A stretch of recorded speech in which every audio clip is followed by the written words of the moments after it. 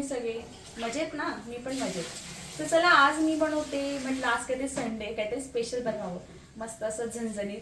तर मी आज घेऊन आलेली आहे खानदेशातील एक आयटम. तर ते मी तुम्हाला शेवटी नाव सांगणार. ओके, तर मी आता तुम्हाला दाखवते त्याच्यासाठी काय काय इन्ग्रेडियंट्स लागतात.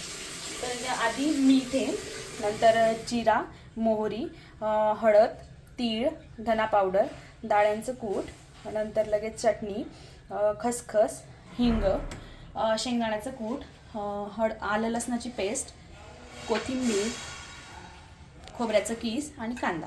चला मग आता म्हणजे आपल्या रेसिपीसाठी लागणारा मसाला बनवते, नंतर सांगेल मी तुम्हाला रेसिपीचं नाव. सगळ्यात पहिले मी आता तेल टाकते. तर मी आता सगळ्यात प्रथम तर आता कांदे छानपैकी परतले, तर मी आता त्यात थोडं तेल टाकते. नंतर यात मला टाकायचं आहे जिरं, मोहरी,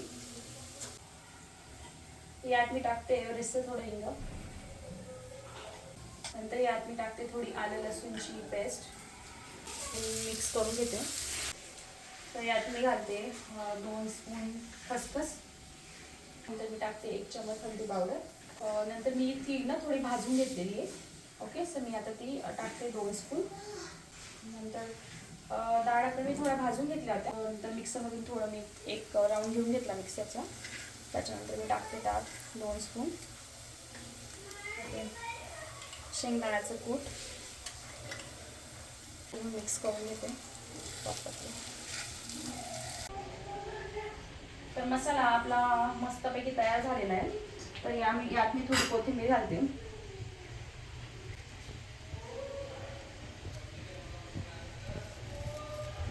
तर आपला मसाला आता रेडी झाला आहे. तर आपण जाऊ आता आपल्या रेसिपीच्या स्टेप 2 कडे.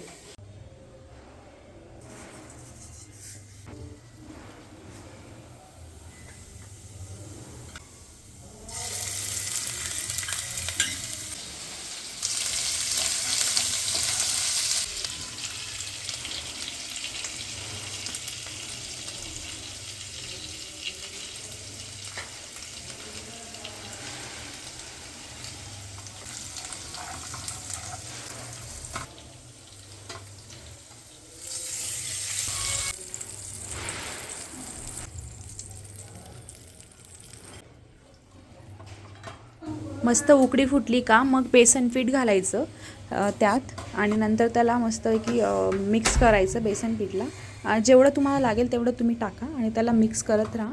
नंतर त्याला मस्त घेरून घ्यायचं. बघा किती छान झालेलं आहे. असं प्लास्टिकची पॉलिथिन घ्या, त्याला ऑइलने ग्रीस करून घ्या.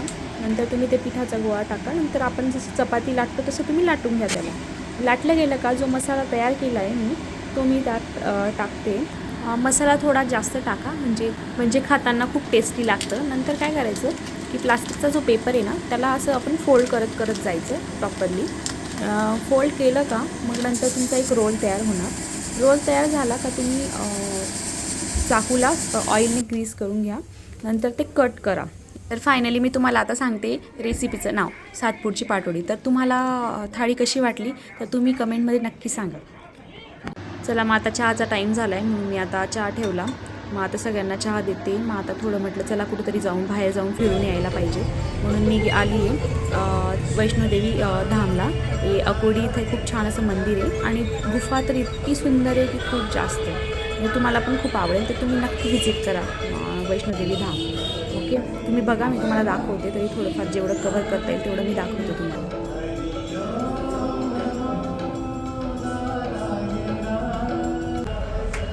तर आम्ही आता चाललो आहे वैष्णोदेवी गुफेमध्ये. तर या स्टेअरकेस आहेत, त्याने आपण गुफेमध्ये एंट्री करू शकतो. गुफा इतकी सुंदर आहे ना, जशी म्हणजे वैष्णोदेवी मंदिरला आहे कटऱ्याला सेम तशी गुफा आहे. नंतर या गुफेमध्ये ना प्रत्येक देवीची मूर्ती आहे. नंतर मग आम्ही प्रत्येक देवीचं दर्शन घेतलं फॅमिलीसोबत. खूप असं सुंदर केलेलं आहे. प्रत्येक देवीच्या मूर्तीपुढे ना दानपेटीसुद्धा त्यांनी ठेवलेली आहे, तुम्ही बघू शकतात. नंतर मग मी तुम्हाला आता दाखवते वैष्णोदेवीचं स्थान. आत्ता आम्ही आलो आहे इस्कॉन टेम्पल रावेतला. खूप छान असं इस्कॉन टेम्पल आहे, तर तुम्हीसुद्धा नक्की व्हिजिट करा. मी तुम्हाला दाखवण्याचा प्रयत्न करते जेवढं जमेल तेवढं. तर तुम्ही पण नक्की व्हिजिट करा. खूप छान आणि प्रसन्न वाटतं इकडे.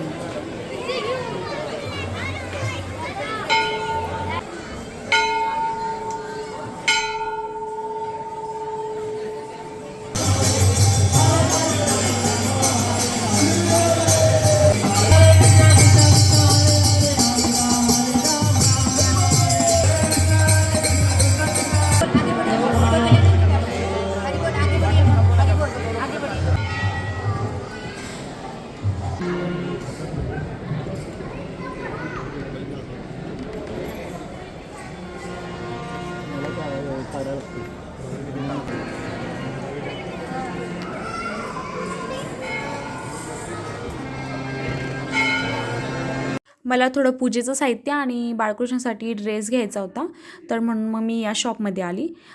तर इथं खूप छान असे कलरफुल ड्रेसेस होते आणि मुकुटसुद्धा खूप सुंदर असं होतं डेकोरेट केलेलं. मग मी त्यापैकी एक ड्रेस आणि मुकुट घेतला. मग सगळे देवांचं दर्शन घेऊन झाल्यावर आम्ही आलो एल्प्रो मॉलला. मला थोडी शॉपिंग करायची होती म्हणून मग इकडं आलो. मग आत्ताच नुकतीच आषाढ एकादशी झालेली होती, तर एल्प्रो मॉलमध्ये आषाढ एकादशीचा खूप छान असा देखावा केलेला होता.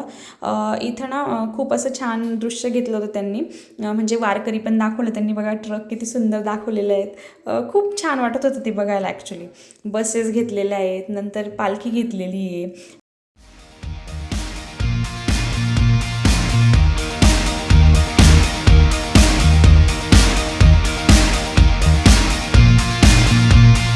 आज ना आमच्या सोसायटीमध्ये जियांचा एक फ्रेंड आहे, त्याचा बड्डे, तर मग आम्हाला मदर अँड किडला इन्व्हाइट केलेलं आहे. तर मग मी जाते त्या बड्डेला जियांसोबत. जियांश आणि मी दोघं आम्ही रेडी झालेलो आहे मस्त. चल आता आम्ही जातो बड्डेला. तर बघा आम्ही त्याच्या फ्रेंडसाठी हे गिफ्ट आणलेलं आहे, हे पॅक केलेलं. तर जियांशचं असं असतं की जियांशला पण गिफ्ट पाहिजे, म्हणून मी जियांशला काही म्हणजे माझ्याकडे होते पडलेले गिफ्ट्स, तर त्यातलं मी एक दिलं जियांशला.